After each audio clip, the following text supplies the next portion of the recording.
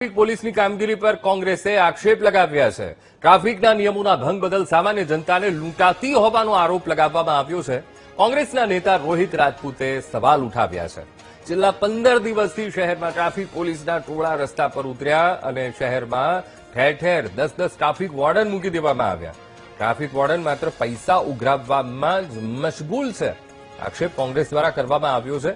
અને ટ્રાફિક જામની સ્થિતિ છે ત્યાં પોલીસ આરામથી બેસી રહે છે તેવા ગંભીર આક્ષેપો રાજકોટ કોંગ્રેસે લગાવ્યા છે।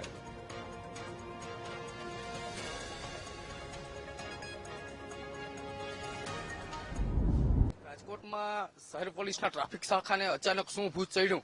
છેલ્લા 10-15 દિવસથી રાજકોટ શહેરની ચારે બાજુ જાણે કિલ્લાબંધી કરી હોય। શહેરની અંદર શેરીઓ, ગલીઓ, રસ્તે રસ્તે ટ્રાફિક ટીઆરબીના ટોળા અને સામાન્ય નાગરિકોને દંડ વસૂલાતના નામે કનગળત કરી રહ્યા છે, નિયમ ઉલ્લંઘનના નામે કનગળત કરી રહ્યા છે। પોલીસની કામગીરી અને ખાસ કરીને ટ્રાફિક શાખાની જવાબદારી હોય એ ટ્રાફિક વ્યવસ્થાપન અને નિયમોનું પાલન કરાવવું।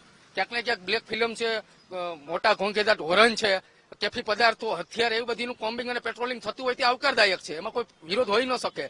પરંતુ ક્યાંક ને ક્યાંક મોટર વ્હીકલ એક્ટો તો એટલા બધા છે કે તમારી મારી અથવા તો સીએમની ગાડીમાં કાંઈક ને કાંઈક તો મોટર વ્હીકલ એક્ટનો ભંગ હોય જ। તો આ રીતના જો લોકોને દરરોજ લાખો રૂપિયાના દંડોની હમણાં અખબારોની અંદર જે અહેવાલો આવ્યા છે, ખૂબ જ શરમજનક છે।